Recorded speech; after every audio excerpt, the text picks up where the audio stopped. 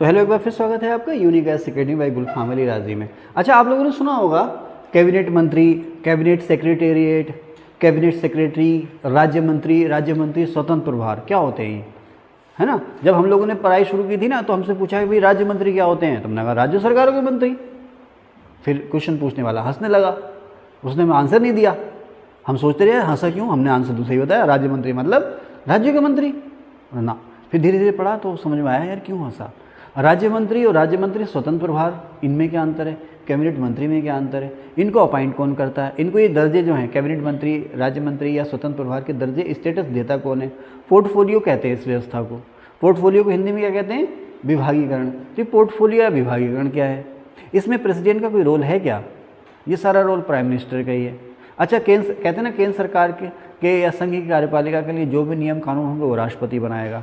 तो कौन से नियम कानून होते हैं जो राष्ट्रपति बनाएगा। एक शब्द और जो आप लोगों को मुश्किल पैदा करता है, होगा प्रिंसिपल्स ऑफ प्लेजर। एक स्कूटी भी आई थी ना, प्लेजर खूब आई थी ना, प्रीति जिंटा उसका विज्ञापन कर दी थी प्लेजर का।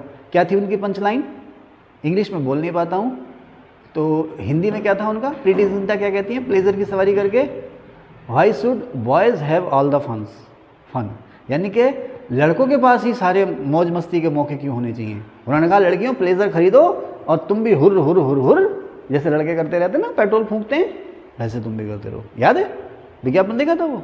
अच्छा, अरे हाँ, तुम तो अभी, तू कितने बरस की, 16 हो और मैं चलिए खैर चले 17, तुम 17 वर्ष के हो, 16 17 एक ही साल का अंतर है, ठीक है ओके। चलिए साहब तू कितने बरस की, कहाँ थे, हाँ ये बी सीरियस। तो हम बात करेंगे, हाँ बात कर रहे थे प्रसाद पर्यंत का सिद्धांत क्या होता है। हंसी रुक नहीं रही है क्योंकि मैंने उसको कहा तुझे पढ़ा सका 16 ओके। कौन सी फिल्म का गाना है ये, एक फिल्म आई थी ना, ये फिल्म आई थी बहुत पुरानी, टीना मुनीम और राजेश खन्ना की, सौतन, उसका गाना है।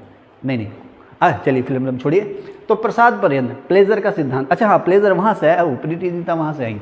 प्रीति जिंटा ने कौन सी टीम खरीद रखी है आईपीएल में, सोनू बताओ,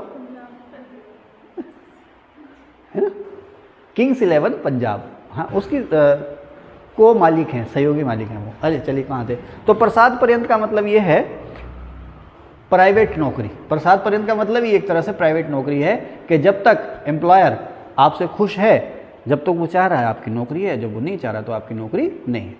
और सरकारी नौकरी है ना, सरकारी नौकरी के बारे में पता है क्या कहावत है कि भैया जितना मुश्किल सरकारी नौकरी पाना है, उससे कहीं ज़्यादा मुश्किल किसी सरकारी नौकर को उसके पद से हटाना है। ये कहावत है सरकारी नौकरी में, है ना। ये कहीं ना कहीं, अच्छा ये जो व्यवस्था हमने बनाई ना कि भाई सरकारी कर्मचारी को उसके पद से हटाना मुश्किल नहीं है, वो इसलिए बनाई कि वो बिना किसी दबाव के अपने पद पर काम करे, आज़ादी के साथ बिना किसी खौफ के अपने पद पर काम करे। लेकिन उसका रास्ता फिर समझ गए ना मैं क्या कहना चाह रहा हूँ। अच्छा है प्रसाद पर्यंत, इसको आप इंग्लिश में कह सकते हो प्लेजर, और आम भाषा में उर्दू में इसको कहते हो बर्दहस्त या सिर पर हाथ रखा होना। इसका मतलब ये है कि आप अपने पद पर तभी तक हैं जब तक आपको नौकरी देने वाला आपसे खुश है। वो जब चाहे बिना कारण आपको आपके पद से हटा सकता है।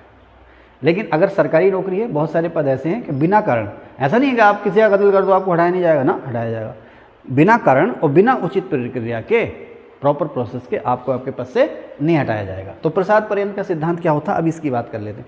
अब साहब मंत्री, अब इसके पहले सेशन में इस क्लास के मैंने आपको यही बताया कि मंत्रियों की ज़रूरत क्यों पड़ी। खैर, भारत में पहली बार मंत्री जैसा शब्द कहाँ पर आया या पोर्टफोलियो जैसा शब्द कब आया, 1861 के एक्ट से। अगर वहाँ तक हम जाएँ तो बात बहुत पुरानी हो जाएगी, है ना। लेकिन धीरे धीरे जब 15 अगस्त 1947 को जब हम आज़ाद हुए, प्रधानमंत्री बने पंडित जवाहरलाल नेहरू, तो उन्होंने बहुत सारे मंत्रियों की नियुक्ति की, उन्होंने नहीं की। अब यही देखते हैं, अब केंद्र सरकार में, राज्य सरकार में मंत्री होते हैं, है ना, उनको अलग अलग डिपार्टमेंट सौंप दिए जाते हैं। जो डिपार्टमेंट होते हैं उनके पास, उन्हें कहते हैं उनका मंत्रालय। यही बात है ना। मंत्री का जो ऑफिस होता है, जहाँ पर मंत्री बैठता है, उसके जो सहयोगी कर्मचारी अधिकारी बैठते हैं, उस जगह को, उस ऑफिस को हम कहते हैं मंत्रालय। जैसे श्रम मंत्रालय तो श्रम मंत्री का ऑफिस है ना, और क्या शिक्षा मंत्रालय, शिक्षा मंत्री का ऑफिस, समझ गए आप। तो इन सभी मंत्रालयों को बनती है सरकार, और इन सभी मंत्रियों को बना करके बनती है मंत्री परिषद। ओके, अब मंत्रियों का अपॉइंटमेंट कौन करता है। देखिए, मंत्रियों की नियुक्ति और मंत्रियों को उनके पद से हटाने की जो शक्ति है वो राष्ट्रपति के पास है, ठीक है ना। और मंत्री जो हैं राज्य में राज्यपाल के पास है। मंत्री जो है राष्ट्रपति के प्रसाद पर्यंत अपने पद पर काम करते हैं, यानी कि जब तक राष्ट्रपति की जब इच्छा होगी तब वो बिना कारण बताए मंत्री को उसके पद से बर्खास्त कर सकता है। ये तो है हमारे यहाँ औपचारिक व्यवस्था। लेकिन अनौपचारिक व्यवस्था क्या है, एक्चुअली क्या है, प्रधानमंत्री मंत्री की नियुक्ति करते हैं। प्रधानमंत्री किसकी नियुक्ति करते हैं, आगे मैंने यहाँ लिखा भी है, ये देखिए 75(1), ठीक है, यहाँ पर लिखा है अनुच्छेद 75 का पहला पार्ट, राष्ट्रपति द्वारा प्रधानमंत्री की नियुक्ति की जाएगी। आप देखते हैं ना कैसे बनती है हमारी सरकार, इन शॉर्ट बता दूं, है ना। पांडे जी, अच्छा आज पांडे जी सवाल नहीं पूछा कोई, पांडे जी सरकार कैसे बनती है हमारे यहाँ, जैसे अभी इलेक्शन हो रहा है तो सरकार कैसे बनेगी, अभी लोकसभा का जनरल इलेक्शन हो रहा है। हाँ हाँ, इतना लंबा नहीं, छोटा। हाँ चलो लंबा बताओ। हाँ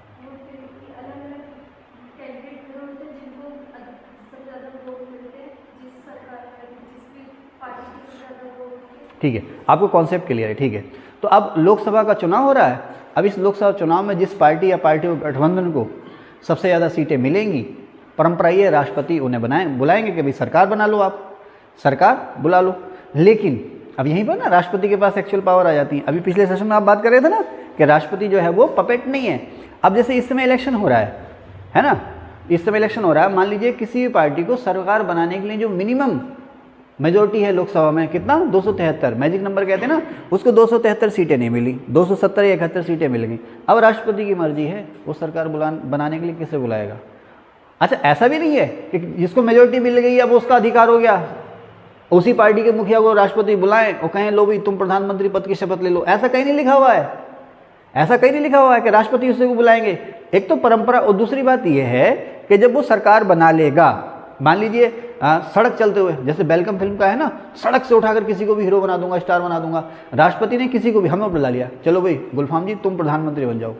लेकिन उस सरकार को चलाने के लिए जो मेजोरिटी चाहिए वो नहीं है ना मेरे पास, और सबसे पहले मुझे अपनी मेजोरिटी लोकसभा में प्रूव करनी है, वो नहीं है मेरे पास। तो ऐसी बेवकूफ़ी कौन करेगा, ऐसी बेवकूफ़ी कोई नहीं करेगा, ठीक है साहब। तो यही है कि भाई जिसके पास मेजोरिटी है, क्लियर दिख रही है, इनके पास ज़्यादा सीटें हैं, बहुमत से ज़्यादा सीटें हैं, चलिए भाई आप सरकार बना लीजिए। लेकिन अब अगर बहुमत से सीटें कम रह गई हैं तो अब ये राष्ट्रपति की मर्जी है वो किसे सरकार बनाने के लिए बुलाएगा। वो चाहे 50 सीटों वाली पार्टी के मुखिया को सरकार बनाने के लिए बुला ले, चाहे वो 250 सीटों वाले मुखिया को सरकार बनाने के लिए बुला ले, चाहे पार्टियों का अलायंस हो जाए, जैसे इंडिया अलायंस है ना, मान लो इन्होंने 300 सीटें जीत ली इंडिया अलायंस ने, तो राष्ट्रपति मजबूर नहीं है कि भाई अलायंस को सरकार बनाने के लिए बुलाओ ना। कभी सबसे बड़ी पार्टी तो वो वाली है, उसके पास 200 सीटें हैं, तुम्हारे अलायंस में किसी कोई भी ऐसी पार्टी नहीं जिसके पास अगले 2 सीटें, हम तो उसको बुलाएंगे भले ही वो सरकार ना चले। जैसे एक बार अटल बिहारी वाजपेयी जी बने थे ना, तो सबसे बड़ी पार्टी होने के नाते अटल बिहारी वाजपेयी जी यानी बीजेपी को सरकार बनाने के लिए इन्वाइट किया गया, उन्होंने सरकार बनाई भी, 15 दिन के भीतर मेजोरिटी प्रूव करनी थी, वो नहीं चला पाए, 13 दिन वो सरकार चली और 13 पार्टियों की ही वो सरकार थी। तो यहाँ पर अब राष्ट्रपति के पास एक्चुअल पावर्स आ जाती हैं कि वो किसे सरकार बनाने के लिए बुलाएगा, किसे नहीं बुलाएगा। चलिए बात लंबी हो गई, अब यहाँ पर चलते हैं। तो राष्ट्रपति ने किसकी नियुक्ति कर दी, आर्टिकल 75, ध्यान रखना यहाँ पर फिर से प्रधानमंत्री शब्द आ गया। राष्ट्रपति द्वारा प्रधानमंत्री की नियुक्ति की जाएगी और प्रधानमंत्री की सलाह से अन्य मंत्रियों की नियुक्ति की जाएगी, होता यही है ना। प्रधानमंत्री की नियुक्ति कर दी, अब प्रधानमंत्री जो है कुछ और नाम भेज देता है कि भाई इन्हें हमारी सरकार में मंत्री के रूप में आप शपथ दिला दो या नियुक्त कर दो। तो राष्ट्रपति उन्हें मंत्री के रूप में नियुक्त करके उन्हें शपथ दिला देते हैं, समझ गए आप। मंत्री के रूप में उनकी नियुक्ति की और नियुक्ति के बाद उनको शपथ दिला दी। शपथ को उर्दू में क्या कहते हैं, हलफ, है ना, ओथ, हलफ दिला दिया। ओके, हो गया। राष्ट्रपति का काम यहाँ पे आकर खत्म हो गया ना, अभी खत्म नहीं हुआ। अब आपको पता ही है राष्ट्रपति के पास क्या क्या पावर्स हैं, जब वो सरकार को बर्खास्त भी कर सकते हैं, उन चीज़ों में हम नहीं जा रहे। अब अगर किसी मंत्री को हटाना हो, बात ये आती है कि मंत्री जो हैं वो प्रधानमंत्री के प्रसाद पर्यंत अपने पद पर काम करते हैं, नहीं सॉरी, राष्ट्रपति के प्रसाद पर्यंत अपने पद पर काम करते हैं। लेकिन यहाँ पर जो है ना प्रधानमंत्री की सलाहकारी भूमिका है, राष्ट्रपति खुद किसी मंत्री को बर्खास्त नहीं करते हैं। हाँ, बैक चैनल से ज़रूर प्रधानमंत्री से कह सकते हैं कि भाई ये आपका मंत्री सही काम नहीं कर रहा है। एक बार ज्ञानी जैल सिंह जी ने कहा था राजीव गांधी से, एक मंत्री बहुत विवादित हो गए थे, तो उन्होंने कहा था कि भाई इसको हटाने की सलाह मुझे दो, नहीं तो मैं भारत में ऐसा पहला राष्ट्रपति होऊंगा जो किसी मंत्री को बर्खास्त करेगा खुद ब खुद, क्योंकि पावर थी ना बर्खास्त करने की। तो फिर राजीव गांधी जी ने उस मंत्री को हटाया था। तो प्रधानमंत्री ही अब राष्ट्रपति को सलाह देंगे कि भाई फला मंत्री को हटा दिया जाए। प्रधानमंत्री सलाह देते हैं तो प्रधानमंत्री की सलाह पर राष्ट्रपति किसी भी मंत्री को बर्खास्त कर सकता है। अच्छा, प्रधानमंत्री रिजाइन कैसे देगा, लेसन प्लान पे ही चलते हैं ना। नियुक्ति हो गई, बर्खास्तगी हो गई, फिर क्या है, पोर्टफोलियो, है ना। अच्छा, मंत्री अपना इस्तीफा किसे देगा, राष्ट्रपति को या प्रधानमंत्री को। कई बार तो प्रधानमंत्री को इस्तीफा भेज देते हैं। फिल्मों में डायलॉग देखा ना कि मैं अपना इस्तीफ़ा हमेशा जेब में लेके चलता हूँ। अबे यार स्टाम्प पेपर पे लिखा जाता है इस्तीफ़ा, और जेब में लेके चलेगा वो मैला नहीं हो जाएगा, है ना?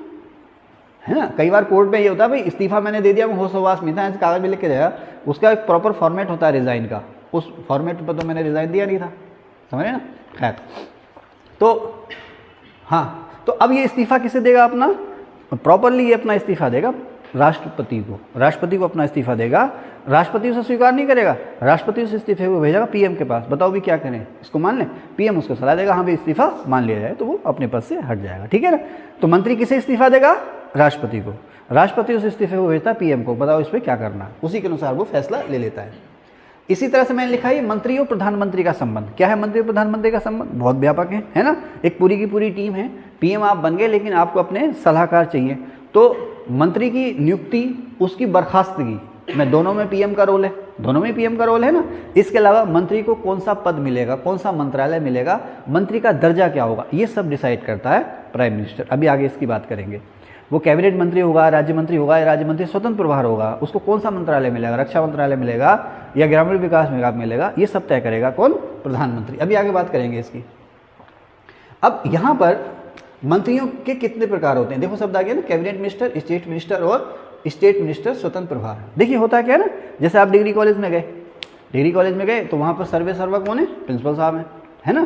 प्रिंसिपल साहब वहाँ पर सर्वे सर्वा हैं। तो कुछ इसी तरह से सरकार कोई कॉलेज मान लो, तो वहाँ सर्वे सर्वा कौन है? प्रिंसिपल साहब है ना? अब वहाँ पर बहुत बड़ा कॉलेज यूनिवर्सिटी है, तो अलग अलग डिपार्टमेंट है ना? अब कौन सा डिपार्टमेंट किसको सौंपा जाएगा, ये प्रिंसिपल साहब तय करेंगे। सरकार ने तो टीचर जो है कि लिखित परीक्षा के बाद चुन के भेज दिए, अब कौन से टीचर को कौन से डिपार्टमेंट में भेजना है, हालांकि बॉटनी के टीचर को बॉटनी में भेजेंगे, लेकिन कहाँ बिठाना वो सब कौन तय करेगा? प्रिंसिपल तय करेगा। अब होता क्या है, अब हमारे यहाँ जो मंत्री नियुक्त होते हैं ना, उनके अलग अलग स्टेटस या दर्जे हैं। दर्जे का मतलब आप समझ सकते हो, छोटा, बड़ा और उससे नीचे, लेकिन किसी एक दूसरे का अधीनस्थ नहीं है। होता क्या है कि हमारे यहाँ कुछ मंत्रालय हैं जो बहुत ही इंपॉर्टेंट किस्म के हैं, जिनके बिना काम चल नहीं सकता।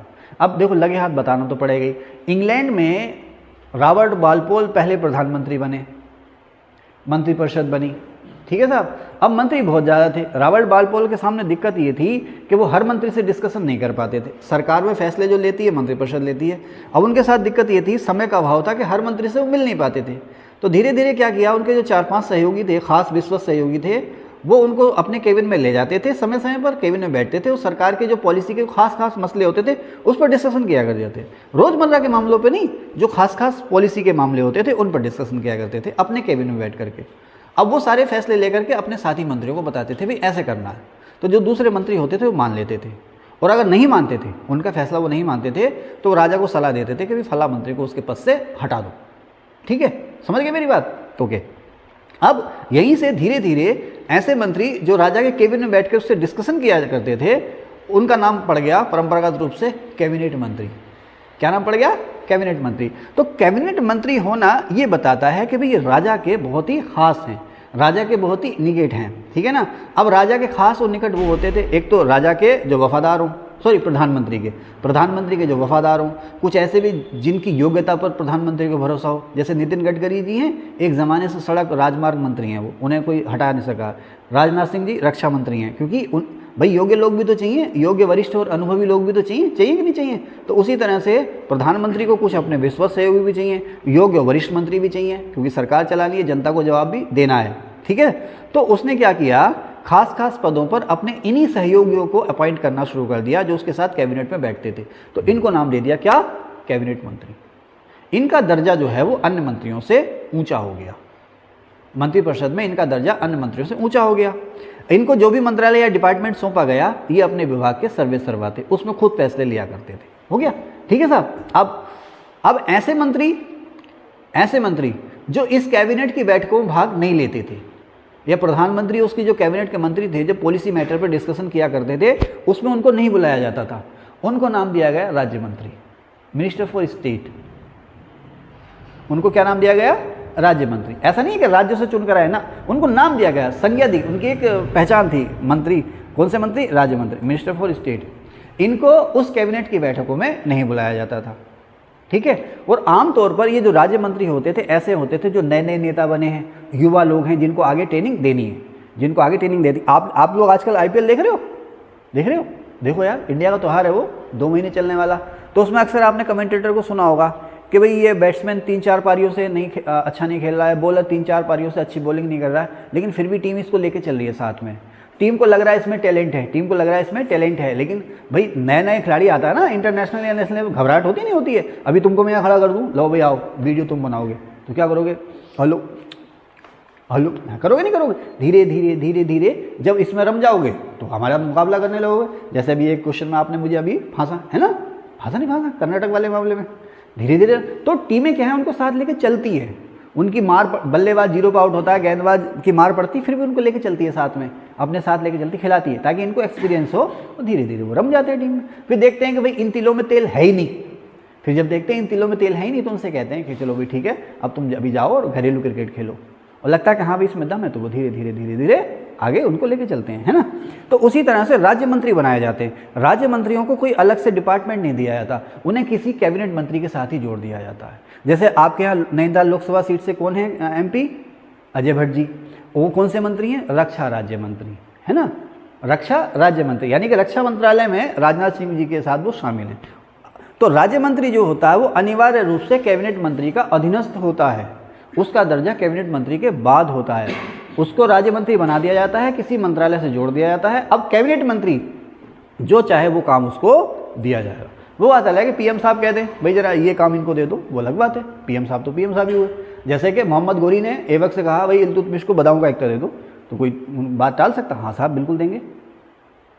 ऐबक को, इल्तुतमिश को बदाऊं का एकता किसने दिलवाया था, गोरी ने दिलवाया था, है ना। तो उसी तरह से अगर पीएम को लगे कि भाई इनको ये डिपार्टमेंट नहीं ये डिपार्टमेंट दो, हाँ साहब देंगे।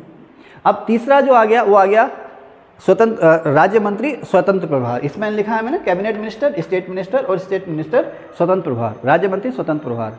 तो इसका दर्जा कैबिनेट मंत्री का तो नहीं होता है, कैबिनेट मंत्री से नीचे होता है, लेकिन इसका दर्जा राज्य मंत्री से ऊपर होता है। क्यों ऊपर होता है, क्यों कि इसको किसी कैबिनेट मंत्री के साथ नहीं जोड़ा जाता। इसे जो मंत्रालय दिया जाता है वो अपने मंत्रालय का सर्वे सर्वा होता है, इसे किसी कैबिनेट मंत्री का अधीनस्थ नहीं बनाया जाता। इसे जो भी मंत्रालय दिया जाता है वो उस मंत्रालय का मुखिया होता है, ठीक है साहब। अब आपको पता है सरकार में पॉलिसी के फैसले कौन लेता है, कैबिनेट लेती है ना, मंत्रिपरिषद नहीं। हालांकि सिद्धांत रूप से मंत्रिपरिषद ही लेती है, लेकिन एक्चुअली मंत्रिपरिषद के जो फैसले होते हैं वो कैबिनेट के फैसले होते हैं। सरकार में पॉलिसी मैटर जो डिसाइड होते हैं वो कैबिनेट डिसाइड करती है। स्टेट में कैबिनेट का अध्यक्ष कौन हुआ, सीएम, और सेंटर में कैबिनेट का अध्यक्ष कौन हुआ, पीएम हुआ। ये फैसले लेती हैं, समय समय पर कैबिनेट की बैठकें होती हैं, उसमें फैसले लिए जाते हैं। वो फैसले अन्य मंत्रियों को या मंत्रिपरिषद को बता दिए जाते हैं। अब आप उनको, आप मंत्रियों के लिए उनको मानना ज़रूरी है, अगर नहीं मानते तो इस्तीफा दो और अपने घर जाओ। समझ गए साहब। अब इसकी ज़रूरत इसलिए पड़ी कि पीएम के लिए धीरे धीरे मुश्किल हो गया वो सभी मंत्रियों से डिस्कशन करे। जैसा कि मैंने अभी आपको बताया, तो सारे मंत्री हैं, सभी की जिम्मेदारी है। तो उन मंत्रियों ने क्या किया, जो अन्य मंत्री थे उन्होंने अपनी पावर्स, फैसला लेने की पावर्स, पॉलिसी लेने की पावर जो थी वो कैबिनेट को सौंप दी। अब जब पावर सौंप दी तो मान नहीं गए, तो कैबिनेट फैसले लेती है, वो सारी मंत्रिपरिषद को वो मानने होते हैं। कैबिनेट के फैसले एक्चुअली सारी मंत्रिपरिषद के काउंसिल ऑफ मिनिस्टर के फैसले माने जाते हैं, ठीक है। कैबिनेट की बैठकें होती है, चाहे रोज होने लगे, आमतौर पर सप्ताह में एक बार होती है। अब जैसे इस समय इलेक्शन चल रहा है तो इस समय बैठक हो नहीं रही है ना, या देर से हो रही है, तो कैबिनेट की बैठक आमतौर पर सप्ताह में एक बार होती है। इस बैठक में सभी कैबिनेट स्तर के मंत्रियों को बुलाया जाता है, ना तो राज्य मंत्री को बुलाया जाएगा, ना राज्य मंत्री स्वतंत्र प्रभार को बुलाया जाएगा। और इस बैठक में फैसले या तो आम राय से होते हैं, आम सहमति से होते हैं, यानी कि सभी की सहमति हो जाए, नहीं तो भैया वोटिंग करा लो। 11 मंत्री बैठे तो जिधर 6 वोट पड़ गए वो काम होगा, जिधर 5 वोट पड़ गए वो काम नहीं होगा, ठीक है ना। आम तौर पर कैबिनेट में वोटिंग की नौबत आती नहीं है, लेकिन नियम है, अगर आम सहमति नहीं हो रही है तो वोटिंग हो जाएगी, ठीक है। अब इसमें ना तो राज्य मंत्री को बुलाया जाएगा, ना राज्य मंत्री स्वतंत्र प्रभार को बुलाया जाएगा कैबिनेट की बैठकों में। लेकिन हाँ, मान लीजिए मैं राज्य मंत्री हूँ या राज्य मंत्री स्वतंत्र प्रभार हूँ, तो मेरे डिपार्टमेंट से या मेरे मंत्रालय से संबंधित कोई मसला है जिस पर कैबिनेट में डिस्कशन हो रहा है, तो मुझे बुलाया जाएगा, मुझे वहाँ बोलने का अधिकार भी दिया जाएगा, लेकिन मुझे वहाँ वोट देने का अधिकार नहीं दिया जाएगा। वोट देने का अधिकार का मतलब क्या है, सहमति व्यक्त करना या असहमति व्यक्त करना। आप सलाह दे सकते हो, सहमति या असहमति व्यक्त नहीं कर, हाँ भाई क्या पढ़ाना, राज्यपाल पढ़ाना शुरू कर दूँ तो आप सलाह दे सकते हो, लेकिन ना सर राज्यपाल मत बुलाओ ना, तो ये अधिकार टीचर जो है आमतौर पर नहीं सौंपता है ना भाई। समझ गए मेरी बात, पक्की बात। तो ये होते हैं कैबिनेट मंत्री, राज्य मंत्री और राज्य मंत्री स्वतंत्र प्रभार, ठीक है। अब जब बात चली है तो थोड़ा सा और देख ले, कैबिनेट क्या है ये मैंने आपको बता दिया है ना। अब कैबिनेट की समितियां भी होती हैं, अब पता चला 20-20 मंत्री हो गए कैबिनेट स्तर के। गठबंधन की सरकार है, गठबंधन की सरकार है। गठबंधन की सरकार पता क्या होती है? ऐसी शादी होती है जिसमें निरे चचा नहीं निरे फूफा हो। निरे माने बहुत सारे, अफरात में, है ना, फूफा हो जीजा हो। मतलब फूफा हो जीजा, फूफा बदनाम है लेकिन जीजा ही भाई साहब रूठने के लिए भेजा, जीजा आ गए, उनके लिए अलग से दरी बिछेगी। अच्छा अभी तो देखो बहुत सारे, अब तो क्या भाई साहब पैसा है ना। अच्छा हम वो लोग हैं जिन्होंने हर जमाना देखा है, तो बहुत पैसा है भाई साहब, सोफ़ा पड़े में है आलीशान पड़े में, जीजा वहाँ ऐसे फैले पड़े है ना, ऐसे फैलते हैं ना जीजा, सोफे पूरे सोफे पे फैले पड़े रहते हैं ना जीजा। कोई बोल जाएगा उनके सामने में, कोई नहीं बोलेगा। हाँ कुछ दीदियाँ इतनी एक्सपर्ट होती हैं, कैसे बैठो यहाँ काम कराओ चलो, वो अलग बात है, कुछ होते ना, है ना। कुछ दीदियाँ तुम्हें शर्म ना आ रही, काम कौन करेगा ये, ऐसे बैठे बैठो चलो काम करो। हाँ भी जा रहे हैं। वो होते हैं कौन? भीगी बिल्ली। वो कौन होते हैं? भीगी बिल्ली। कौन होते हैं वो? भीगी बिल्ली, है ना। धर्मेंद्र साहब पर एक गाना फिल्माया गया ना, सासू तीरथ ससुरा तीरथ, तीरथ साला साली है, दुनिया के सब तीरथ झूठे, चारों धाम। नहीं सुना गाना? अरे यार, चारों धाम घरवाली है। एक फिल्म थी नौकर बीवी का, धर्मेंद्र और अनीता राज जी की फिल्म है, बड़ी अच्छी फिल्म है, कॉमेडी फिल्म है ये, है ना। धर्मेंद्र जी के डूबते हुए कैरियर को इसी फिल्म ने फिर से उभारा था। फिल्में नहीं देखते हो? देखो। तो खैर बोला चलो, तो बहुत सारे फूफा, बहुत सारे जीजा, अब किसे किसे मनाया जाए। तो गठबंधन सरकार इसी तरह की होती है जिसमें बहुत सारे फूफा, बहुत सारे जीजा होते हैं। हाँ भाई, मुझे ये मंत्रालय नहीं मिला, मैं बाहर हो रहा हूँ सरकार से, मैं वापस जा रहा हूँ, मैं उसमें जुड़ जाऊँगा। जैसे अभी एक राज्य में, अब मैं नाम नहीं लूँगा, नाम क्यों नहीं लूँगा, हम क्यों पंगा लें, नाम नहीं, हम क्यों पंगा लें, है ना। तो अभी आपने देखा ना एक राज्य में क्या हुआ, एक सीएम रातों रात एक अलायंस छोड़ करके दूसरे अलायंस में चले गए, चले गए नहीं चले गए, तो वही हो गया ना, जीजा फूफा वाला नाराज हो गया वो। तो भाई साहब 20, 22, 23 कैबिनेट मिनिस्टर हो गए। अब इनको एक राय इनसे कैसे ली जाए, कैसे सबको इकट्ठा किया जाए, एक मसले पर कैसे इन पर एक राय ली जाए। तो अब क्या किया, कैबिनेट ने भी अपनी अलग अलग कमिटीज़ बना ली, समितियां बना ली। रक्षा कैबिनेट में 3-3, 4-4 मिनिस्टर को लेकर के अलग अलग ग्रुप बना लिए। ये रक्षा मंत्रालय की समिति, ये ग्रामीण विकास मंत्रालय की समिति, समझ रहे हैं ना, ये वन मंत्रालय की समिति, ये मानव संसाधन विकास मंत्रालय की समिति, ये सैनिक मामलों की समिति, ये राजनीतिक मामलों की समिति। कैबिनेट में सबसे महत्वपूर्ण समिति कौन सी है? राजनीतिक मामलों की समिति, जिसके अध्यक्ष होते हैं प्रधानमंत्री खुद। अच्छा, इस समय कौन से ऐसे मंत्री हैं जो मंत्रिमंडल की हर समिति में शामिल हैं, कैबिनेट की हर समिति में शामिल हैं? अमित शाह जी। अमित शाह जी जो है कैबिनेट की हर समिति में इस समय शामिल हैं, ठीक है ना। तो कैबिनेट ने भी अपनी अलग अलग कमेटीज़ बना ली हैं। जैसे हमने कहा भी सैनिक मामलों की समिति बना ली कैबिनेट की, तो जो जो सेना से जुड़े हुए मामले हैं उन पर जो पॉलिसी बनानी है, उस पर स्क्रूटनिंग, उस पर ड्राफ्टिंग, सारा का सारा काम जो करेगी ये कमेटी करेगी। यानी कि एक फैसला उस पर ये कमेटी ले लेगी, लेकिन वो फैसला माना नहीं जाएगा, वो फैसला पूरी कैबिनेट के सामने रखा जाएगा। उसको काम सौंप दिया, कैबिनेट ने काम सौंप दिया कि भाई तुम इस काम को देखो, तुम इस काम को देखो, तुम इस काम को देखो, लेकिन फैसला खुद नहीं लेना। वो सारा का सारा जो भी आपने डिसीजन लिया है वो कैबिनेट के सामने रखा जाएगा। अब उस कैबिनेट पर डिस्कशन होगा, उसको समझाओगे आप, ठीक है तो ठीक, नहीं तो इसमें ये चेंज करो, समझ गए ना आप। तो अब देखो, मंत्रिपरिषद ने अपनी शक्तियां कैबिनेट को सौंप दी हैं, लेकिन कैबिनेट ने अपनी शक्तियां कैबिनेट की समिति को नहीं सौंपी हैं। कैबिनेट ने कहा है कि इस मसले पे जाके, अपनी समिति से कहा इस मसले पे जाके रिसर्च करो, देखभाल करो, ढूंढो क्या क्या हो सकता है, फिर हमारे सामने उसको ला करके रखो, समझ गए। तो कैबिनेट की समितियां भी होती हैं। अब साहब प्रधानमंत्री हैं तो उनका एक ऑफिस है जिसे हम कहते हैं प्रधानमंत्री कार्यालय। मंत्रालय क्या है? मंत्री का ऑफिस। मंत्रालय मंत्री का ऑफिस। आप लोग कहते हैं ना केंद्रीय सचिवालय, राज्य सचिवालय, क्या होते हैं ये?